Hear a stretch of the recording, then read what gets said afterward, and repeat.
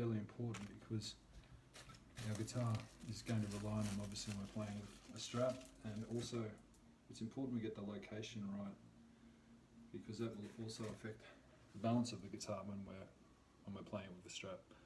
So these are pretty simple. The buttons like so, screw goes through the button, and there's this little rubber footing that protects the finish.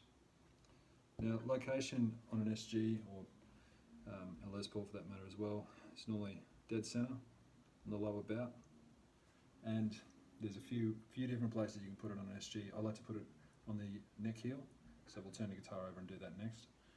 Now the best way I've found to find center is just to use some of this low-tack painter's masking tape and roughly align it with the center of the book match veneer top on this particular guitar. And if you don't have a book match veneer top with a center line, just find center between your two bridge post holes, and perhaps with a set square or something similar, get center by doing it that way. Now the bodies are normally 40mm, so first I want to mark that center line.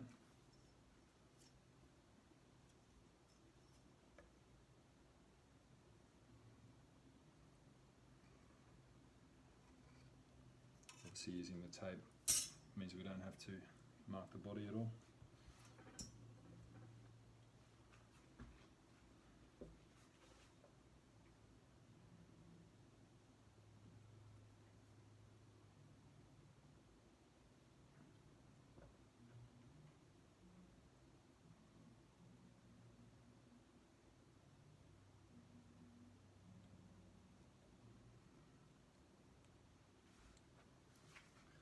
Tricky angle to work with there.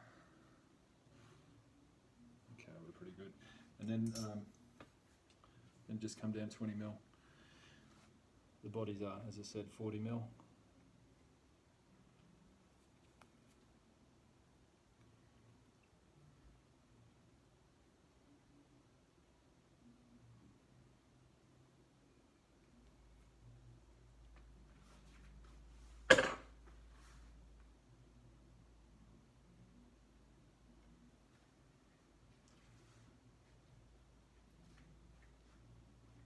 What you do next is just put an indent in the body on that spot. I've just got a precision screwdriver to ground the top to a sharp end. You can simply remove that tape. So from here we're just going to drill our pilot holes as we did before, but this time our screw's a little bit larger than the holes for the tuners.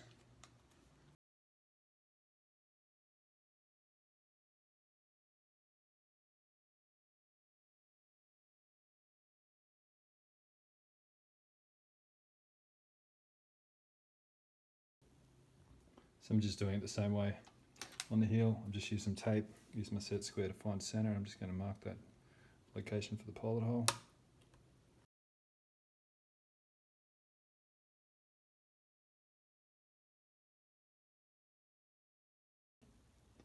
So when it comes to installing